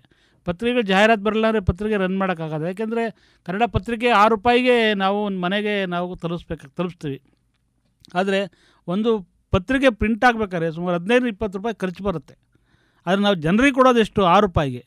ಇವತ್ತು 6 ರೂಪಾಯಿ ಕೊಟ್ಟು ಜನ ಕೊಂಡುಕೊಳ್ಳುವಂಥ ಸ್ಥಿತಿ ಕೂಡ ಇವತ್ತು ನಮ್ಮಲ್ಲಿದೆ. ಬೇರೆ ಬೇರೆ ರಾಜ್ಯಗಳಲ್ಲಿ ಹೋಲಿಸಿದ್ರೆ ಜನ ಪತ್ರಿಕೆಯನ್ನು ಕೊಂಡು ಓದ್ತಾರೆ. ನಮ್ಮಲ್ಲಿ ಒಂದು ಪೇಪರ್ ಇದ್ದರೆ 10 ಜನ ಓದ್ತಾರೆ. ಒಂದು ಬಸ್ಸಲ್ಲಿ ನಾವು ಹೋಗ್ಬೇಕಾದ್ರೆ ನಾವು ನೋಡ್ತೇವೆ, ಒಂದು ಪೇಪರ್ನ 6 ರೂಪಾಯಿ ಯಾವುದಕ್ಕೂ ಹಣನ ಖರ್ಚು ಮಾಡಿ ಕಳೀತಾರೆ. ಆದರೆ ಒಂದು 6 ರೂಪಾಯಿ ಕೊಟ್ಟು ಒಂದು ಪತ್ರಿಕೆಯನ್ನು ಕೊಂಡು ಓದಬೇಕು ಅನ್ನೋ ಮನಸ್ಥಿತಿಯನ್ನು ಬೆಳೆಸ್ಕೊಳ್ತಾ ಇಲ್ಲ. ಒಂದು ಕಾಫಿಗೆ ಹೋಗೋದು 15-20 ರೂಪಾಯಿ, ಸಾಮಾನ್ಯ ಹೋಟೆಲಲ್ಲಿ 15-20 ರೂಪಾಯಿ. ಅದೇ ಹೈ ಕ್ಲಾಸ್ ಹೋಟೆಲ್ ಹೋದರೆ 50 ರೂಪಾಯಿ 100 ರೂಪಾಯಿ ಕಾಫಿ ಇದೆ. ಆದರೆ ಪತ್ರಿಕೆ ಎಷ್ಟು ಕಡಿಮೆ ದರದಲ್ಲಿ ಪತ್ರಿಕೆ ಸಿಗ್ತದೆ, 6 ರೂಪಾಯಿಗೆ ಸಿಗುತ್ತೆ ಪತ್ರಿಕೆ. ಅದನ್ನು ಕೊಂಡೋದಂಥ ಸ್ಥಿತಿನೂ ಇವತ್ತು ಜನರಲ್ಲಿಲ್ಲ ಬಂದಾಗ ಪತ್ರಿಕೆಗಳು ಬೆಳಿಬೇಕಾದ್ರೆ ಜಾಹೀರಾತು ನಾವು ಅಳವಡಿಸ್ಕೊಳ್ಳೇಬೇಕಾಗುತ್ತೆ. ಜಾಹೀರಾತು ಇಲ್ಲದೆ ಪತ್ರಿಕೆಗಳು ಮಾಡಲಿಕ್ಕೆ ಆಗೋದಿಲ್ಲ. ಹೀಗಾಗಿ ಇವತ್ತೇನಾಗಿದೆ, ಜನರಲ್ಲಿ ಜಾಹೀರಾತು ಸಂಪಾದಕೀಯ ಅನ್ನೋದು ಒಂದು ಭಾವನೆ ಇದೆ. ಖಂಡಿತ ಒಂದು ಪತ್ರಿಕೆ ಸಂಪಾದಕೀಯ ಅದು ಇವತ್ತು ಕೂಡ ತನ್ನ ವಸ್ತುನಿಷ್ಠವನ್ನು ಉಳಿಸ್ಕೊಂಡಿದೆ. ಆ ಸಂಪಾದಕೀಯಲ್ಲಿ ಬರ್ತಕ್ಕಂಥ ವಿಷಯಗಳು ಇವತ್ತು ಪ್ರತಿ ವ್ಯಕ್ತಿಗೆ ತನ್ನ ಜ್ಞಾನವನ್ನು ವೃದ್ಧಿ ಮಾಡಲಿಕ್ಕೆ ಅವು ಸಹಕಾರಿಯಾಗ್ತವೆ. ಹಾಗಾಗಿ ಸಂಪಾದಕರು ಬರ್ತಕ್ಕಂಥ ಏನು ಸಂಪಾದಕೀಯವನ್ನು ಪ್ರತಿಯೊಬ್ಬರು ಓದಬೇಕು. ಆ ಮೌಲ್ಯ ಹಾಗೆ ಉಳಿದಿದೆ ಅಂತ ನನ್ನ ಭಾವನೆ ಮೇಡಮ್. ಸರ್, ತಾವು ಅರೆಕಾಲಿಕ ವರದಿಗಾರರಾಗಿ ತಮ್ಮ ವೃತ್ತಿ ಜೀವನವನ್ನು ಪ್ರಾರಂಭಿಸಿದ್ರಿ. ಈಗ ಡಿಸ್ಟ್ರಿಕ್ಟ್ ರಿಪೋರ್ಟರ್ ಆಗಿ ಕೆಲಸ ಮಾಡ್ತಿದ್ದೀರಿ. ಅದಕ್ಕೂ ಇದಕ್ಕೂ ಏನು ತುಂಬ ವ್ಯತ್ಯಾಸ ಅಂತ ನಿಮಗನ್ಸುತ್ತೆ? ಅರೆಕಾಲಿಕ ವರದಿಗಾರಾಗಿ ನಾನು ಚಿಕ್ಕನಾಯಕನಹಳ್ಳಿಯಲ್ಲಿ ಇದ್ದೆ. ಆದರೆ ಈಗ ನಾನು ಪೂರ್ಣಾವಧಿ ವರದಿಗಾರನಾಗಿ ತುಮಕೂರಲ್ಲಿ ಕೆಲಸ ಮಾಡ್ತಾಯಿದ್ದೀನಿ. ಅರೆಕಾಲಿಕ ವರದಿಗಾರರದು ಏನು ತಾಲೂಕಲ್ಲಿ ಆಗ್ತಕ್ಕಂಥ ಸುದ್ದಿಗಳನ್ನು ನಾವು ಕಳಿಸ್ತಾ ಇದ್ವಿ. ಆ ಸುದ್ದಿಗಳು ಪ್ರಕಟ ಆಗ್ತಾಯಿದ್ದು. ಸ್ಟ್ರಿಂಜರ್ ಲೆಕ್ಕದಲ್ಲಿ ನಮಗೆ ಸಂಭಾವನೆ ಬರ್ತಾಯಿತ್ತು. ಆದರೆ ಈ ಪೂರ್ಣಾವಧಿ ಬಂದಾಗ ನಮಗೂ ಜವಾಬ್ದಾರಿ ಇರುತ್ತೆ, ಇಡೀ ಜಿಲ್ಲೆಯ ಜವಾಬ್ದಾರಿ. ನಾವು ಎಲ್ಲ ತಾಲೂಕಿನ ಸುದ್ದಿಗಳು ಯಾವ ಮಿಸ್ ಆದರೂ ಕೂಡ ಅದು ನಮ್ಮ ಜಿಲ್ಲಾ ರಿಪೋರ್ಟ್ರಿಗೆ, ಜಿಲ್ಲಾ ವರದಿಗಾರಿಗೆ ಅದು ಜವಾಬ್ದಾರಿ ಇರ್ತದೆ. ಹಾಗಾಗಿ ಇಡೀ ಜಿಲ್ಲೆಯ ಜವಾಬ್ದಾರಿ ಒಬ್ಬ ಜಿಲ್ಲಾ ವರದಿಗಾರನ ಮೇಲೆ ಇರ್ತದೆ. ಅಲ್ಲಿ ಅಪರಾಧ ಸುದ್ದಿಗಳಿರ್ಬೋದು ಮತ್ತು ವಿಶೇಷವಾದ ಸುದ್ದಿಗಳಿರ್ಬೋದು, ರಾಜಕಾರಣಿಗಳು ಬರ್ತಕ್ಕಂಥ ಪ್ರಮುಖ ರಾಜಕಾರಣಿಗಳು ಯಾವ ತಾಲೂಕಿಗಾರು ಬರ್ರೆ ಅದನ್ನು ಮುಖ್ಯವಾಗಿ ವರದಿಗಳನ್ನ ನಾವು ಮಾಡೋ ಜವಾಬ್ದಾರಿ ನಮ್ಮದು ಇರ್ತದೆ. ಮತ್ತು ವಿಶೇಷವಾದ ವರದಿಗಳು, ಸ್ಟೋರಿಗಳನ್ನ ಮಾಡಬೇಕು. ಇದೆಲ್ಲವೂ ಕೂಡ ಒಬ್ಬ ಪೂರ್ಣಾವಧಿ ವರದಿಗಾರನ ಜವಾಬ್ದಾರಿ ಇರ್ತದೆ. ಹಾಗಾಗಿ ಇತ್ತೀಚಿನ ದಿನಗಳಲ್ಲಿ ತಮಗೆಲ್ಲ ಗೊತ್ತಿರೋ ಹಾಗೆ ಒಬ್ಬ ಜಿಲ್ಲಾ ವರದಿಗಾರ ಅಡ್ವರ್ಟೈಸ್ಮೆಂಟ್ಸ್ಗೂ ಗಮನ ಕೊಡಬೇಕಾಗುತ್ತೆ. ಮತ್ತು ಸರ್ಕ್ಯುಲೇಷನ್ ವಿಚಾರದಲ್ಲೂ ಕೂಡ ಅದು ಮೇಜರಾಗಿ ಇಲ್ಲದೆ ಇದ್ರೂ ಕೂಡ ಆ ಪಾರ್ಟ್ ಆಫ್ ದ ವರ್ಕಲ್ಲಿ ಅದು ಕೂಡ ಅಳವಡಿಸ್ಕೊಂಡು ಇವತ್ತು ಒಂದು ಪತ್ರಿಕೆಯನ್ನು ಒಂದು ಜಿಲ್ಲೆಯಲ್ಲಿ ಮುನ್ನಡೆಸೋ ಹೊಣೆಗಾರಿಕೆ, ಜವಾಬ್ದಾರಿ ಒಬ್ಬ ಜಿಲ್ಲಾ ವರದಿಗಾರರಿಗೆ ಇರ್ತದೆ. ಹಾಗಾಗಿ ಅವೆಲ್ಲವೂ ಕೂಡ ನಾವು ಮಾಡಬೇಕಾಗುತ್ತೆ. ಹಾಗಾಗಿ ಅರೆಕಾಲಿಕ ವರದಿಗಾರರಿಗೆ ಅಷ್ಟು ಪ್ರಮಾಣದಲ್ಲಿ ಜವಾಬ್ದಾರಿ ಇಲ್ಲದೇ ಇದ್ದರೂ ಕೂಡ ನಾನು ಈ ಜಿಲ್ಲಾ ವರದಿಗಾರನ ಪೂರ್ಣವಾದಂಥ ಜವಾಬ್ದಾರಿ ನಮ್ಮ ಮೇಲೆ ಇರುತ್ತೆ. ಆ ವಿಶ್ವಾಸವನ್ನು ಒಂದು ಸಂಸ್ಥೆ ನಮ್ಮ ಸಂಸ್ಥೆ ಅಂತಲ್ಲ, ಎಲ್ಲ ಸಂಸ್ಥೆಗಳು ಕೂಡ ಒಂದು ಪತ್ರಿಕೆ ಮುನ್ನಡೆಸಲಿಕ್ಕೆ ಜಿಲ್ಲಾ ವರದಿಗಾರರ ಪಾತ್ರ ಬಹಳ ಮುಖ್ಯ ಇರ್ತದೆ. ಮತ್ತು ಒಬ್ಬ ಜಿಲ್ಲಾ ವರದಿಗಾರ ಹೇಗೆ ಜನರ ನಡುವೆ ವಿಶ್ವಾಸಾರ್ಹವಾಗಿರ್ತಾರೆ, ಹಾಗೆ ಆ ಪತ್ರಿಕೆ ಕೂಡ ಇಂಪ್ರೂವ್ಮೆಂಟ್ಸ್ ಆಗಲಿಕ್ಕೆ ಮತ್ತು ಎಲ್ಲ ರೀತಿ ರನ್ ಆಗಲಿಕ್ಕೆ ಮತ್ತು ನಾವು ವರದಿಗಾರಿಕೆ ಮಾಡಲಿಕ್ಕೆ ನಮ್ಗೆ ಹೆಚ್ಚು ಸಂಪನ್ಮೂಲ ಸಿಗಲಿಕ್ಕೆ, ಅಂದರೆ ವರದಿಯ ಸಂಪನ್ಮೂಲ ನಮ್ಮ ಸುದ್ದಿ ನಮ್ಗೆ ಹೆಚ್ಚು ಸಿಗಬೇಕಂದ್ರೆ ನಾವು ಜನರ ಜೊತೆ ನಾವು ಬೆರ್ತಿರಬೇಕು. ಜನರ ಜೊತೆ ಬೆರ್ತಾಗ ಮಾತ್ರ ನಾವು ಹೆಚ್ಚು ವಿಷಯಗಳನ್ನ ಗ್ರಹಿಕೆ ಮಾಡಿ ವರದಿಯನ್ನು ಮಾಡಲಿಕ್ಕೆ ಈಸಿ ಆಗ್ತದೆ. ಹಾಗಾಗಿ ಇಷ್ಟು ಜವಾಬ್ದಾರಿ ಒಬ್ಬ ವರದಿಗಾರನ ಮೇಲೆ ಇರ್ತದೆ. ಸರ್, ನೀವು ಪತ್ರಿಕೋದ್ಯಮವನ್ನೇ ಆಯ್ಕೆ ಮಾಡ್ಕೊಳ್ಳೋದಕ್ಕೆ ಕಾರಣಗಳೇನಾದರೂ ಇದೆಯಾ? ನಾನು ಪತ್ರಿಕೋದ್ಯಮಕ್ಕೆ ನಾನು ಬರಬೇಕು ಅಂತ ಹೇಳಿ ಬಂದಿಲ್ಲ. ನಾನು 9ನೇ ತರಗತಿಯಲ್ಲಿ ವಿದ್ಯಾಭ್ಯಾಸ ಮಾಡ್ತಾ ಇರಬೇಕಾದ್ರೆ ನನ್ನ ಕಾಲ ಮೇಲೆ ನಾನು ನಿಂತು ಓದಬೇಕು ಅನ್ನೋ ಒಂದು ಹವ್ಯಾಸ ನನಗೆ ಬಂತು. ಆಗ ನರಸಿಂಹಮೂರ್ತಿ ಅಂತೇಳಿ ಸಂಯುಕ್ತ ಕರ್ನಾಟಕ ಪತ್ರಿಕೆ ಏಜೆಂಟು ಚಿಕ್ಕನಾಯಕನಹಳ್ಳಿಯಲ್ಲಿ ನಾನು ಅವ್ರನ್ನ ಕೇಳಿದೆ, ಸರ್ ನಾನು ಪತ್ರಿಕೆ ಹಾಕಕ್ಕೆ ಬರ್ತೀನಿ ನಿಮ್ಮ ಇದಕ್ಕೆ ಅಂತ ಅಂದೆ. ಅವರು ಆಯಿತು ನಾಳೆಯಿಂದ ಬಂದ್ಬಿಡೋ, ಸೈಕಲ್ ತಾನು ಬಾ ಅಂತ ಹೇಳಿದ್ರು. ನನಗೆ ರಿಯಲಿ ಹೇಳ್ತೀನಿ, ನನಗೆ 9ನೇ ಕ್ಲಾಸ್ ಹೋದರೂ ಕೂಡ ಸೈಕಲ್ ಹೊಡೆಯೋಕ್ಕೆ ಬರ್ತಿರ್ಲಿಲ್ಲ ನನಗೆ. ಆದರೆ ಸೈಕಲ್ ಇತ್ತು, ತೊಗೊಂಡು ಹೋದೆ. ಸೈಕಲ್ ಚೆನ್ನಾಗಿ ಹೊಡಿತೀಯಾ ಅಂದರು ಅವರು. ಹೊಡಿತೀನಿ ಸರ್ ಅಂದೆ. ನಾನು ಸೈಕಲ್ ಹೊಡೆಯೋಕ್ಕೆ ಕಲ್ತಿರಲಿಲ್ಲ, ಹಾಗಾಗಿ ಸೈಕಲ್ ದೂಕೊಂಡೋಗಿ ಅವ್ರಿಗೆ ಸೈಕಲ್ ಬರಲ್ಲ ಅಂದರೆ ನನಗೆ ಕೆಲಸ ಕೊಡ್ತಿರ್ಲಿಲ್ಲ. ಅವರು ಪೇಪರ್ ಹಂಚಕ್ಕೆ ನಾನು ತೊಗೊಳ್ತಾ ಇರಲಿಲ್ಲ. ಸೈಕಲ್ ದೂಕೊಂಡೋಗಿ ಆ ಸುತ್ತು ಮನೆಗಳಿಗೆಲ್ಲ ಪೇಪರ್ ಹಾಕ್ಕೊಂಡು ಸುಸ್ತಾಗ್ಬಿಡೋದು. ಮನೆಗೆ ಬಂದು ನಾನು 9ನೇ ಕ್ಲಾಸು ತರಗತಿಗೆ DVP ಹೈಸ್ಕೂಲ್ಗೆ ಓದ್ತಾ ಇದ್ದೆ. ಅದಾದಮೇಲೆ ನಾನು ಸೈಕಲ್ಲ ಕಲಿತು ಮನೆಗೆ ನಾವು ಪತ್ರಿಕೆಯನ್ನು ಹಂಚ್ತಾಯಿದ್ದು. ಆನಂತರ ಅವತ್ತು ತಿಪ್ಟೂರಿನಲ್ಲಿ ಒಂದು ಕಾರ್ಯಕ್ರಮ ಇತ್ತು, ತಿಪ್ಟೂರು ಗಣೇಶ ಉತ್ಸವ. ನಮ್ಮ ಸ್ನೇಹಿತರ ಜೊತೆ ನಾನು ಕೂಡ ಹೋಗ್ಬಿಟ್ಟಿದ್ದೆ. ಅಲ್ಲಿ ರಾತ್ರೆಲ್ಲ ಗಣೇಶ ಉತ್ಸವ ನೋಡಿ ಬರೋದು ಲೇಟಾಗಿ ಪತ್ರಿಕೆ ಹಂಚಕ್ಕೆ ಬರಲಿಲ್ಲ. ಅವತ್ತು ಅವರೇನು ಮಾಡಿದ್ಬಿಟ್ರು, ನಾಳೆಯಿಂದ ಬರಬೇಡ ನೀನು, ಪತ್ರಿಕೆ ಹಂಚಕ್ಕೆ ಬರಲಿಲ್ಲ ನೀನು, ಬರಬೇಡ ಅಂದ್ಬಿಟ್ರು. ಆಯಿತು ಅಂತ ನಾನು ಸುಮ್ಮನಾದೆ. ಅವ್ರ ಮನೆಯವರು ಶೈಲಜಾ ನರಸಿಂಹಮೂರ್ತಿ ಅಂತ, ಅವರು ಇಲ್ಲ ಪುರುಷೋತ್ತಮ ಅಂತ ಹುಡುಗನ ನಾನು ಕರ್ಕೊಳಕ್ಕಾಗುತ್ತೆ, ಅವು ಕರ್ಕೊಂಬರ್ರಿ ಅಂತೇಳಿ ಮತ್ತೆ ಅವ್ರು ನನ್ನ ಕರೆಸಿ ನನಗೆ ಪತ್ರಿಕೆ ಹಂಚೋಕ್ಕೆ ಕೊಟ್ಟರು. ಅದಾದಮೇಲೆ ನಾನು ವಿದ್ಯಾರ್ಥಿಯಾಗಿದ್ದರಿಂದ ಅವಲೇ ನಾನು ಸಂಘ ಸಂಸ್ಥೆಗಳಲ್ಲಿ ನಾನು ಗುರುಸ್ಕೊಂಡಿದ್ದೆ. ಅವರೇ 9ನೇ ತರಗತಿಯಲ್ಲಿ ನಾನೊಂದು ಸಂಘ, ಕಿಶೋರ್ ಕಲಾ ಸಂಘ ಅಂತ ಒಂದು ಸಂಘವನ್ನು ಕಟ್ಟಿ ಅದರ ಅಧ್ಯಕ್ಷ ಆಗಿದ್ದೆ. ಅವತ್ತೇ ಅಧ್ಯಕ್ಷ ನಾನು, 9ನೇ ತರಗತಿಯಲ್ಲಿ ಅಧ್ಯಕ್ಷ. ವಿದ್ಯಾರ್ಥಿ ಸಂಘಟನೆಗಳೆಲ್ಲ ನಾನು ಗುರುಸ್ಕೊಂಡಿದ್ದೆ. ವಿದ್ಯಾರ್ಥಿ ಸಂಘದ ಪ್ರತಿನಿಧಿಯಾಗಿದ್ದೆ. ದ್ವಿತೀಯ PUCಗೆ ಫಸ್ಟ್ PUCಗೆ ಬಂದಾಗ ಅಲ್ಲೂ ಕೂಡ ಚುನಾವಣೆಯಲ್ಲಿ ಗೆದ್ದು ವಿದ್ಯಾರ್ಥಿ ಸಂಘದ ಪ್ರತಿನಿಧಿಯಾದೆ. ದ್ವಿತೀಯ PUC, ಸೆಕೆಂಡ್ PUCಲಾದೆ. ಡಿಗ್ರಿಲೂ ಕೂಡ ವಿದ್ಯಾರ್ಥಿ ಪ್ರತಿನಿಧಿಯಾಗಿದ್ದೆ. ಹೀಗೆ ನಮಗೆ ಜನರ ನಡುವೆ ಹೋರಾಟದ ಒಂದು ಮನೋಭಾವ ನನಗಿತ್ತು. ನಾನು ಸೆಕೆಂಡ್ PUCಗೆ ಹೋದಾಗ ನನಗೆ ಒಂದು ಪತ್ರಿಕೆ ಅಲ್ಲೇ ಅವತ್ತೇ ನನಗೆ ವರದಿಗಾರಿಕೆ ಮಾಡುವಂಥ ಒಂದು ಅವಕಾಶ ನನಗೆ ಸಿಕ್ತು. ಹೊಸದಿಗಂತ ಪತ್ರಿಕೆಗೆ ನಾನು ವರದಿಗಾರನಾಗಿ ಏಜೆಂಟಾಗಿ ನಾನೇ ಸ್ವಂತ, ಯಾಕೆ ನನಗೆ ಪತ್ರಿಕೆ ಹಂಚಿದ್ದು ಅನುಭವ ಇದರಿಂದ ನನಗೆ ಏಜೆನ್ಸಿಯನ್ನು ಕೊಟ್ಟರು. ಅವತ್ತೇ ನಾನು ವರದಿಗಾರನಾಗಿ ಸುದ್ದಿಯನ್ನು ಕಳಿಸ್ತಾ ಇದ್ದೆ. ವಿದ್ಯಾರ್ಥಿ ಆದ ಹಿನ್ನೆಲೆಯಲ್ಲಿ ನನಗೆ ಅವತ್ತು ಯಾರೂ ಕೂಡ ಕರಿತಿರಲಿಲ್ಲ, ಕಾರ್ಯಕ್ರಮ ಐತೆ ಬನ್ನಿ ಅಂತ ಯಾರೂ ಕೇಳ್ತಾ ಇರಲಿಲ್ಲ. ನಾನು ಆವಾಗ ಮಂಗಳೂರಿಂದ ಪತ್ರಿಕೆ ಬರ್ತಾಯಿತ್ತು. ಅದು ಬೆಂಗಳೂರಿಗೆ ಬಂದು ಬೆಂಗಳೂರಿಂದ ಬಸ್ಸಲ್ಲಿ ಚಿಕ್ಕನಾಯಕನಹಳ್ಳಿಗೆ ಚಿಕ್ಕಮಂಗ್ಳೂರು ಗಾಡೀಲಿ ಬರೋದು. ಆ ಪತ್ರಿಕೆ ತಗೊಂಡು ನಾವು ಹೊಂಚ್ತಾ ಇದ್ವು. ಇದ್ದಾಗ ಸುದ್ದಿಯನ್ನು ಪ್ರಕಟಿಸೋಕ್ಕೆ ನನಗೆ ಯಾರು ಕರೀತಾರೋ, ಹೇಗೆ ಸುದ್ದಿ ಮಾಡೋದು ಅಂತೇಳಿ ನಾನು ಅವತ್ತು ದೂರವಾಣಿ ಕರೆಯಲ್ಲಿ ಸಂಬಂಧಪಟ್ಟ ಎಡಿಟ್ರಿಗೆ ನಾನು ಮಾತಾಡಿದೆ. ಸರ್ ನನ್ನ ಯಾರೂ ಕರೆಯಲ್ಲ, ನಾನು ಹೇಗೆ ಸುದ್ದಿ ಬರೆಯೋದು ಅಂತ. ಅವಾಗ ಅವರೇನಂದರು, ಇಲ್ಲಪ್ಪ ಇವತ್ತು ನೀನು ಸುದ್ದಿಯನ್ನು ನೀನೇ ಹುಡ್ಕೊಂಡು ಹೋಗು, ಅವ್ರು ಕರೆಯೋದು ಬೇಡ, ಅಲ್ಲಿ ಕಾರ್ಯಕ್ರಮ ಆಗೋದು ನಿನಗೆ ಗೊತ್ತಾಗುತ್ತಲ್ಲ, ನೀನೇ ಹೋಗಿ ಆ ಸುದ್ದಿ ಕಳಿಸು. ಇವತ್ತು ಸುದ್ದಿ ನೀನು ಬರೆದ್ರೆ ನಾಳೆ ಸುದ್ದಿ ಕೊಡೋಕ್ಕೆ ಜನನೇ ನಿನ್ನ ಹುಡ್ಕೊಂಬರ್ತಾರೆ ಅಂತ ಹೇಳಿದ್ರು. ಖಂಡಿತ ಆ ಮಾತು ಸತ್ಯ ಆಗಿದೆ. ಅವತ್ತು ನಾನು ಯಾರೂ ಕರೀತಾ ಇರಲಿಲ್ಲ, ನಾನೇ ಸುದ್ದಿ ಹುಡ್ಕೊಂಡೋಗಿ ಒಳ್ಳೊಳ್ಳೆ ಸುದ್ದಿಗಳನ್ನ ನಾನು ಪ್ರಕಟ ಮಾಡಿದಾಗ ಜನ ಏನಂದರು, ಈ ಪೇಪರಲ್ಲಿ ನಮ್ಮ ಬಂದಿದೆ ಸುದ್ದಿ. ಎಲ್ಲ ಪೇಪರ್ಗಿನ ಮೊದಲು ನಾನು ಸುದ್ದಿಯನ್ನು ನಮ್ಮ ಪತ್ರಿಕೆಯಲ್ಲಿ ನಾನು ಬರೋಂಗೆ ಮಾಡಿದೆ. ಆಗ ಜನ ಏನು ಮಾಡೋದು, ಈ ಪೇಪರಲ್ಲಿ ಬಂದಿದೆ ಅಂತ ಹೇಳಿ ಅವಾಗ ನನ್ನನ್ನು ಅವ್ರು ಹೇಳಿದ ಹಾಗೆ ಇವತ್ತು ಜನ ನಮ್ಮನ್ನೇ ಹುಡ್ಕೊಂಡು ಬಂದು ಸುದ್ದಿಯನ್ನು ಹಾಕಿ ಅಂತ ಜನ ಕೇಳೋ ಹಾಗಾಗಿದೆ. ಹಾಗಾಗಿ ನಾವು ಪತ್ರಕರ್ತನಾದರೂ ಸುದ್ದಿಯನ್ನು ನಾವೇ ಹುಡ್ಕೊಂಡು ಹೋಗಬೇಕು. ಸುದ್ದಿ ಯಾವುದು ನಮ್ಮ ಹತ್ರ ಬರೋಲ್ಲ. ಹಾಗಾಗಿ ಯಾವುದೇ ನಾವು ಒಂದು ವರದಿಗಾರಿಕೆ ಮಾಡಬೇಕಾದ್ರೆ ಯಾವುದೇ ವಿಷಯ ಇರಲಿ, ಒಂದು ಕಾರ್ಯಕ್ರಮ ಇರಲಿ, ಮತ್ತೊಂದಿರಲಿ, ನಮಗೆ ಕರಿತಾರೋ ಬಿಡ್ತಾರೋ ಅದು ಸಮಾಜಕ್ಕೆ ಜನರಿಗೆ ತಲುಪಿಸ್ಬೇಕು. ವರದಿಯನ್ನು ಆ ಸುದ್ದಿ ಜನರಿಗೆ ತಲುಪಿಸ್ಬೇಕು ಅಂದಾಗ ನಾವೇ ಅಲ್ಲಿ ಹುಡ್ಕೊಂಡು ಹೋಗಿ ಆ ಸುದ್ದಿಯನ್ನು ನಾವು ಮಾಡೋವಂಥ ಗುಣವನ್ನು ನಾವು ಮೊದಲು ಬೆಳೆಸ್ಕೋಬೇಕಾಗ್ತದೆ. ಸರ್, ತಾವು ರಾಜ್ಯ ಮಟ್ಟದ ಪತ್ರಿಕೆಗಳಲ್ಲಿ ಕೆಲಸ ಮಾಡಿರೋವಂಥ ಅನುಭವನ ಹೊಂದಿದ್ದೀರಿ. ತಾವು ಬರೆದಿರೋವಂಥ ಯಾವ ವರದಿಗಳು ಸಮಾಜದ ಮೇಲಾಗಿರ್ಬೋದು ಅಥವಾ ಜನರ ಮೇಲಾಗಿರ್ಬೋದು, ಸರ್ಕಾರದ ಮಟ್ಟದಲ್ಲಾಗಿರ್ಬೋದು ಹೆಚ್ಚು ಪರಿಣಾಮ ಬೀರಿವೆ? ನಾನು ಹಲವಾರು ಲೇಖನಗಳು ಮತ್ತು ಹಲವಾರು ವಿಶೇಷ ವರದಿಗಳು ನಾನು ಬರೆದಿದ್ದೇನೆ. ಸಾವಿರಾರು ನಾನು ಏಕೆಂದರೆ ಸ್ಥಳೀಯ 42 ವರ್ಷಗಳಿಂದ ನಾನು ವಿಶೇಷ ವರದಿಗಳನ್ನು ಮಾಡ್ಕೊಂಡು ಬಂದಿದ್ದೇನೆ. ಅದರಲ್ಲಿ ವಿಶೇಷವಾಗಿ ನನಗೆ ಭಾಳ ಖುಷಿ ಕೊಟ್ಟಿದ್ದು ಮತ್ತು ನಾನು ಒಂದು ಜಾಗೃತಿ ಉಂಟು ಮಾಡಿದ್ದೆ ಅನ್ನೋದು ನನಗೆ ಪರಿಸರದ ಮೇಲೆ ಬರೆದಂಥ ವರದಿಗಳು. ನಾನು ಚಿಕ್ಕನಾಯಕನಹಳ್ಳಿಯಲ್ಲಿ ನಾನು ಇದ್ದಂಥ ಸಂದರ್ಭದಲ್ಲಿ ಅಲ್ಲಿ ಗಣಿಗಾರಿಕೆ ವ್ಯಾಪಕವಾಗಿತ್ತು. ಗಣಿಗಾರಿಕೆ ಕುರಿತಂತೆ ವಿಶೇಷ ವರದಿಗಳು ನಿರಂತರವಾಗಿ ಸರಣಿ ರೂಪದಲ್ಲಿ ಅಲ್ಲಿಯ ಪ್ರತಿ ಗುಡ್ಡಗಳ ಅಲ್ಲಿಯ ಪ್ರತಿ ಒಂದೊಂದು ಗುಡ್ಡವೂ ಕೂಡ ನನಗೆ ಪರಿಚಯ ಇದೆ.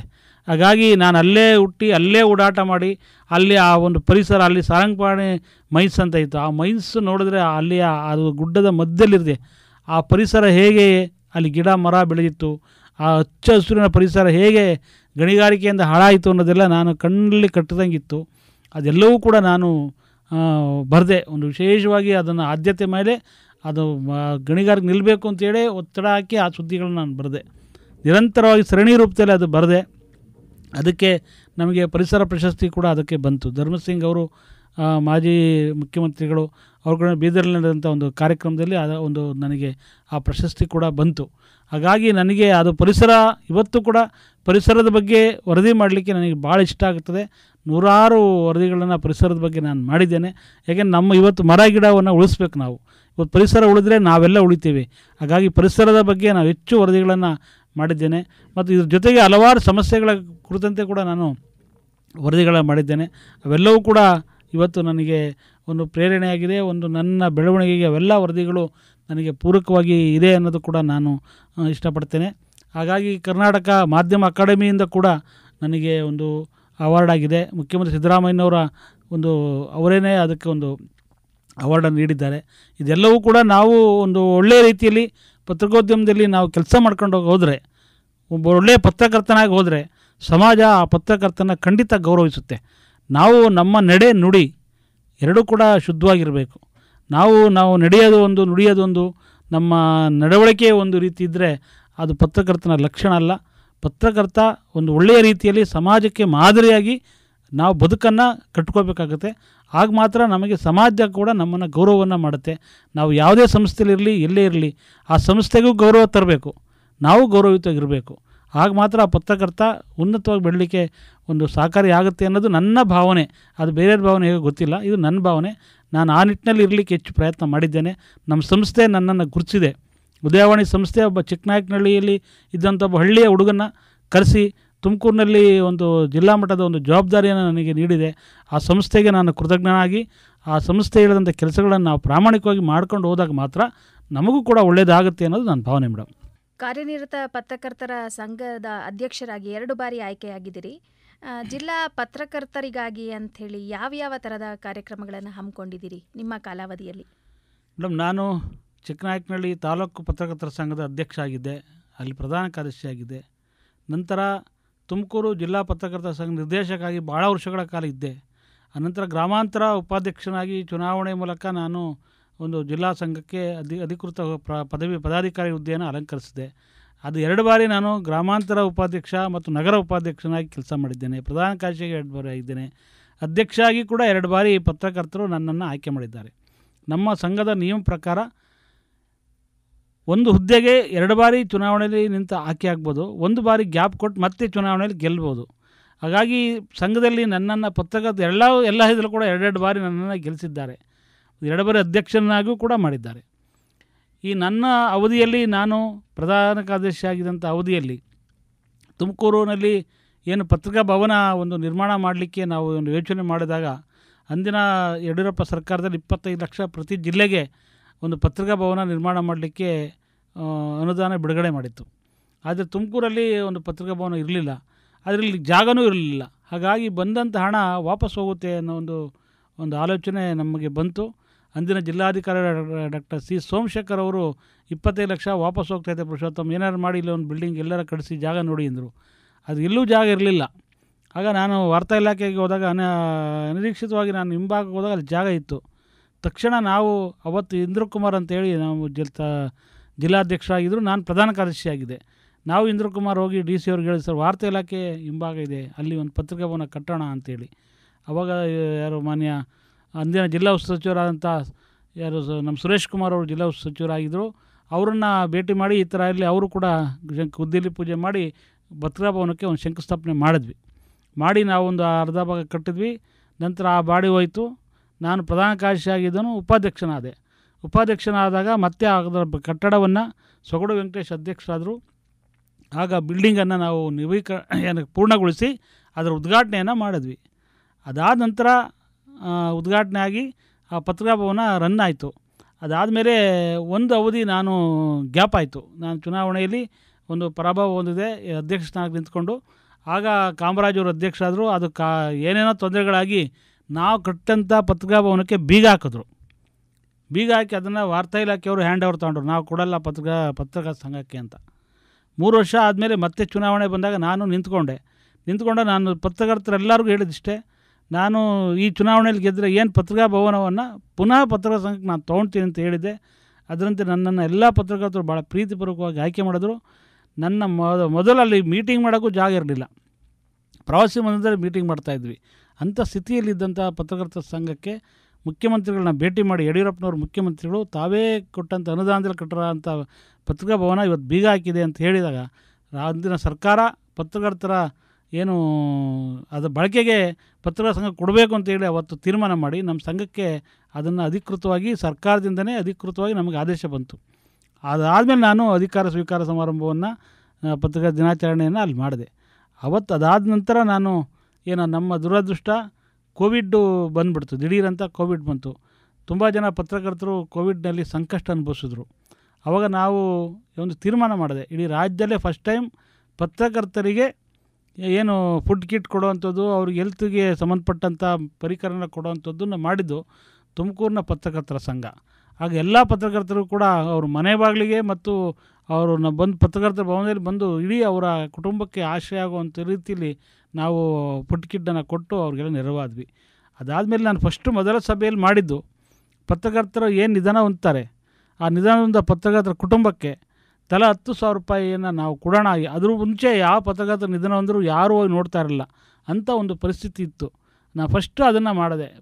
ನಮ್ಮದೊಂದು ನಿಧಿ ಸ್ಥಾಪನೆ ಮಾಡಿ ಯಾವ ಪತ್ರಕರ್ತರ ನಿಧನ ಹೊಂದ್ತಾರೆ ಆ ಪತ್ರಕರ್ತರ ಕುಟುಂಬಕ್ಕೆ ಹೋಗಿ ನಾವು 10,000 ರೂಪಾಯಿ ಹಣ ಕೊಟ್ಟು ಅವ್ರಿಗೆ ಸಾಂತ್ವನ ನೀಡಿ ಬರುವಂಥ ಕೆಲಸ ಮಾಡಬೇಕು ಅಂತ ಹೇಳಿದಾಗ, ಅದೇ ಮಾದರಿಯಲ್ಲಿ ರಾಜ್ಯ ಸಂಘ ಕೂಡ ಅದನ್ನು ಅನುಸರಿಸಿ ರಾಜ್ಯ ಸಂಘ, ಜಿಲ್ಲಾ ಸಂಘ ಒಂದು ನಿಧನ ಹೊಂದಿದ ಪತ್ರಕರ್ತರ ಕುಟುಂಬಕ್ಕೆ 20,000 ರೂಪಾಯಿ ಕೊಡುವಂಥ ಒಂದು ವ್ಯವಸ್ಥೆಯನ್ನು ನಾವು ಮಾಡಿದ್ವಿ.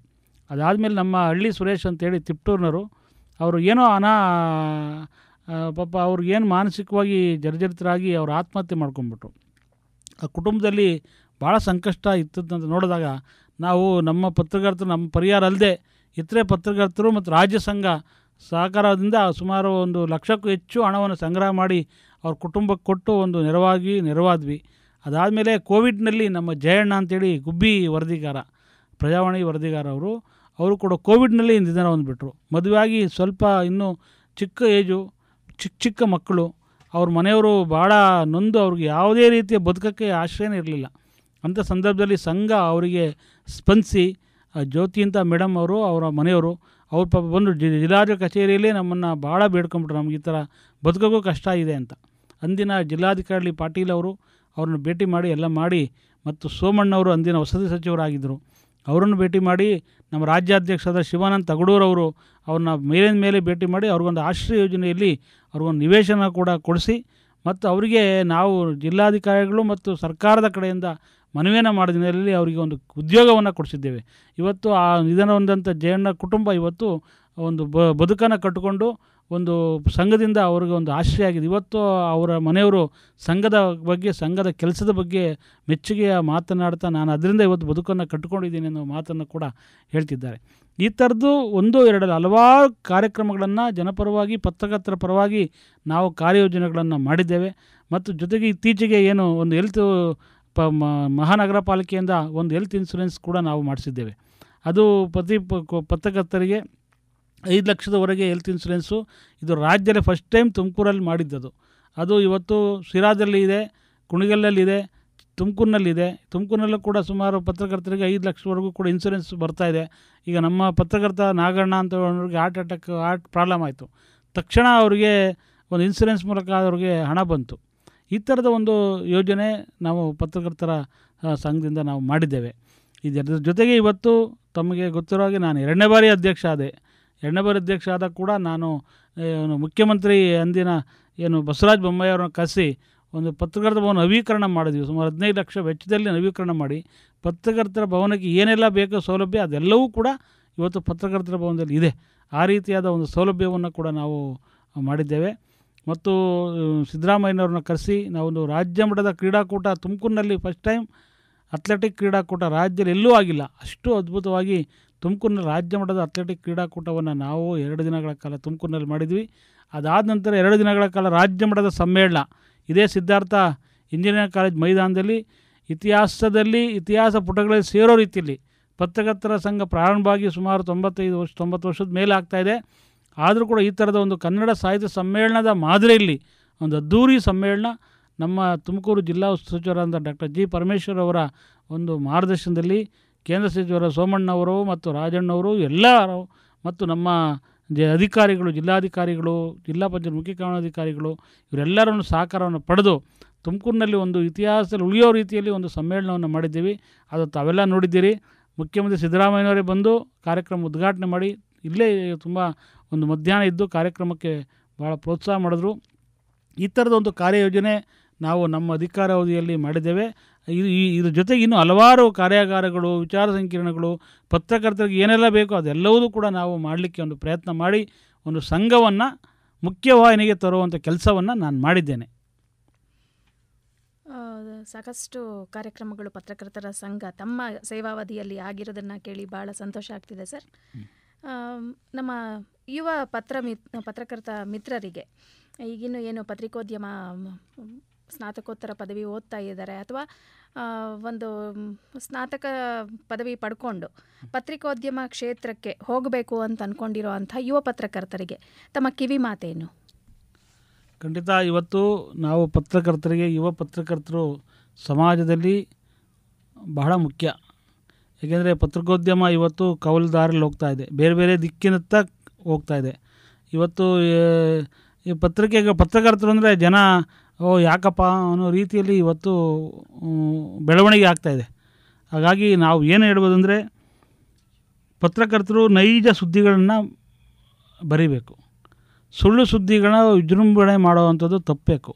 ಯಾವುದೇ ವಿಚಾರ ಆದರೂ ಕೂಡ ಈ ಬೇಕಂತ ಯಾರನ್ನೋ ತೇಜೋವಧೆ ಮಾಡೋಕ್ಕೋಸ್ಕರನೇ ಒಂದು ಸುದ್ದಿಯನ್ನು ಕ್ರಿಯೇಟ್ ಮಾಡಿ ಅದನ್ನು ಅವರು ತೇಜೋವಧೆ ಮಾಡುವಂಥ ಸುದ್ದಿಗಳು ಮಾಡೋದು ಖಂಡಿತ ಅದು ತಪ್ಪದು. ಹಿಂದಿನ ನಾವೆಲ್ಲ ಗಮನಿಸಿದ ಹಾಗೆ ಒಂದು ಸುದ್ದಿ ಬರೀಬೇಕಾದ್ರೆ ಸೂಕ್ತವಾದ ಡಾಕ್ಯುಮೆಂಟ್ಸ್ ಇಟ್ಕೊಂಡು ಮತ್ತೊಂದು ನಾವು ಸುದ್ದಿಗಳನ್ನು ಬರಿತಾ ಇದ್ವಿ. ಇತ್ತೀಚೆಗೆ ಏನಾಗಿದೆ ಅಂದರೆ ಸೋಷಿಯಲ್ ಮೀಡಿಯಾ ಬಂದು ಯಾರೋ ಹೇಳ್ತಾರೆ ಯಾರೋ ಕೇಳ್ತಾರೆ ಅನ್ನೋ ಹಾಗೆ ಆಗಿದೆ. ಅದು ರಿಯಾಲಿಟಿ ಏನು ಅನ್ನೋದನ್ನು ನಾವು ತಿಳ್ಕೊಳ್ಳಿಕ್ಕೆ ಹೋಗೋದಿಲ್ಲ, ತಕ್ಷಣದಲ್ಲಿ ಅದನ್ನು ನಾವು ಸುದ್ದಿಯನ್ನು ಪ್ರಕಟಿಸ್ಬಿಡ್ತೀವಿ. ಅದು ಒಳಾಂತರ ಹೋದಾಗ ಅದು ಸುಳ್ಳು ಸುದ್ದಿ ಆಗಿರುತ್ತೆ. ಹಾಗಾಗಿ ನಾವು ಯಾವುದೇ ಸುದ್ದಿಯನ್ನು ನಾವು ಪ್ರಕಟಿಸೋ ಮುಂಚೆ ಅಥವಾ ಬಿತ್ತರಿಸೋ ಮುಂಚೆ ಅದನ್ನು ನಾವು ಮೊದಲು ಆ ಸುದ್ದಿಯ ಮೌಲ್ಯ ಹೇಗಿದೆ, ಆ ಸುದ್ದಿ ಸತ್ಯನ ಹೇಗೆ ಅನ್ನೋದನ್ನು ನಾವು ಮೊದಲು ತಿಳ್ಕೊಳ್ಬೇಕು. ಹಾಗಾಗಿ ನೈಜ ಸುದ್ದಿಯನ್ನು ಪ್ರಕಟಿಸೋ ಕಡೆ ನಾವು ಹೆಚ್ಚಿನ ಗಮನ ಕೊಡಬೇಕು ಮತ್ತು ಸುಳ್ಳು ಸುದ್ದಿಯನ್ನು ಹೆಚ್ಚು ಸಮಾಜದಲ್ಲಿ ಬಿತ್ತರಣೆ ಮಾಡೋದನ್ನು ನಿಲ್ಲಿಸಬೇಕು. ಯಾವುದು ಸುದ್ದಿದೆ ಅದನ್ನು ನಾವು ಹೆಚ್ಚು ಪ್ರಚುರಪಡಿಸಬೇಕು ಅನ್ನೋದು ನನ್ನ ಮನವಿ. ಎರಡನೇದಾಗಿ ಇವತ್ತು ಏನಿದೆ, ಈ ನಾವು ಸಮಾಜದಲ್ಲಿ ಒಂದು ಶಾಂತಿ ಸೌಹಾರ್ದತೆಯನ್ನು ಕಾಪಾಡುವಂಥ ಸುದ್ದಿಗಳಿಗೆ ಒತ್ತು ಕೊಡಬೇಕಾಗುತ್ತೆ. ಸಮಾಜದಲ್ಲಿ ಒಬ್ರಿಗೊಬ್ಬರಿಗೆ ಭಿನ್ನಮತ ಆಗೋದು ಅಂಥದ್ದು ಮತ್ತು ಒಬ್ಬರೊಬ್ಬರಿಗೆ ಒಂದು ಸಮುದಾಯ ಇನ್ನೊಂದು ಸಮುದಾಯದ ನಡುವೆ ಒಂದು ಕ್ಲಾಶ್ ಆಗುವಂಥದ್ದು, ಈ ಥರದ ಸುದ್ದಿಗಳನ್ನು ನಾವು ಹೆಚ್ಚು ಪ್ರಕಟಿಸಲಿಕ್ಕೆ ಹೋಗಬಾರ್ದು. ಏಕೆಂದರೆ ಅದು ಸಮಾಜದಲ್ಲಿ ಶಾಂತಿ ಸೌಹಾರ್ದತೆ ಕಾಪಾಡಬೇಕು. ಶಾಂತಿ ಸೌಹಾರ್ದತೆಯನ್ನು ನಾವೆಲ್ಲ ಕಾಪಾಡಲಿಕ್ಕೆ ಮಾಧ್ಯಮಗಳು ಕೂಡ ಅತ್ಯಂತ ಪ್ರಮುಖವಾದ ಪಾತ್ರವನ್ನು ವಹಿಸ್ತದೆ. ಹಾಗಾಗಿ ಮಾಧ್ಯಮ ಎಲ್ಲರನ್ನೂ ಕೂಡ ಒಟ್ಟಿಗೆ ತಗೊಂಡೋಗುವಂಥ ಕೆಲಸ ಮಾಧ್ಯಮ ಮಾಡಬೇಕು. ಆ ನಿಟ್ಟಿನಲ್ಲಿ ಯುವ ಪತ್ರಕರ್ತರು ಆ ಆಲೋಚನೆಯಲ್ಲಿ ಗಮನ ಹರಿಸಬೇಕು ಅನ್ನೋದು ಕೂಡ ನನ್ನ ಒಂದು ಮನವಿ. ಇಷ್ಟೆಲ್ಲರ ಜೊತೆಗೆ ಇವತ್ತು ಏನು ಹೊಸದಾಗಿ ಪತ್ರಿಕೋದ್ಯಮಕ್ಕೆ ಬರ್ತಾ ಇದ್ದಾರೆ, ಹೆಚ್ಚು ಸಂಖ್ಯೆಯಲ್ಲಿ ಪತ್ರಿಕೋದ್ಯಮಕ್ಕೆ ಬರಬೇಕು. ಇವತ್ತು ಹೊಸ ಮಾರ್ಗಗಳಿದೆ. ಪತ್ರಿಕೋದ್ಯಮದಲ್ಲೂ ಕೂಡ ಹಲವಾರು ರೀತಿಯಲ್ಲಿ ಅವರು ಬದುಕನ್ನು ಕಟ್ಕೊಳ್ಳಲಿಕ್ಕೆ ಸಹಕಾರಿ ಆಗ್ತದೆ ಮತ್ತು ಜ್ಞಾನ ಕೂಡ ವೃದ್ಧಿ ಆಗ್ತದೆ. ಹಾಗಾಗಿ ಪತ್ರಿಕೋದ್ಯಮಕ್ಕೂ ಕೂಡ ಹೆಚ್ಚು ಸಂಖ್ಯೆಯಲ್ಲಿ ಬಂದು ಈ ಮೂಲಕ ತಮ್ಮದೇ ಆದ ರೀತಿಯಲ್ಲಿ ಸಮಾಜಕ್ಕೆ ಕೊಡುಗೆಯನ್ನು ಕೊಡುವಂಥ ನಿಟ್ಟಿನಲ್ಲಿ ಯುವ ಪತ್ರಕರ್ತರು ಮುಂದಾಗಬೇಕು ಅನ್ನೋದು ನನ್ನ ಮನವಿ. ಇಷ್ಟೊತ್ತು ನಮ್ಮ ಜೊತೆ ಇದ್ದು ಯುವ ಪತ್ರಕರ್ತರಿಗೆ ತಾವೇನು ಸಂದೇಶ ಕೊಡಬೇಕು ಅಂಥೇಳಿ ಇಷ್ಟೊತ್ತು ಮಾತಾಡಿದ್ರಿ. ಹಾಗೆಯೇ ಸಾಕಷ್ಟು ವಿಷಯಗಳನ್ನು ನಮ್ಮ ಕೇಳುಗರಿಗಾಗಿ ತಿಳಿಸ್ಕೊಟ್ಟಿದ್ದೀರಿ. ತಮಗೆ ರೇಡಿಯೋ ಸಿದ್ಧಾರ್ಥ ಹಾಗೂ ಕೇಳುಗರ ಪರವಾಗಿ ಧನ್ಯವಾದಗಳು. ತಮಗೂ ಕೂಡ ಧನ್ಯವಾದಗಳು. ಎಲ್ಲ ನಮ್ಮ ಸಿದ್ಧಾರ್ಥ ರೇಡಿಯೋ ಎಲ್ಲ ಏನು ಕೇಳುಗರಿಗೆ ಮತ್ತೊಮ್ಮೆ ಕರ್ನಾಟಕ ಕಾರ್ಯನಿರತ ಪತ್ರಕರ್ತರ ಸಂಘ ಜಿಲ್ಲಾಧ್ಯಕ್ಷನಾಗಿ ಮತ್ತು ಉದಯವಾಣಿ ಜಿಲ್ಲಾ ವರದಿಗಾರನಾಗಿ ತಮಗೆಲ್ಲ ನಾನು ಅಭಿನಂದನೆ ಸಲ್ಲಿಸ್ತೇನೆ. ನಮಸ್ಕಾರ.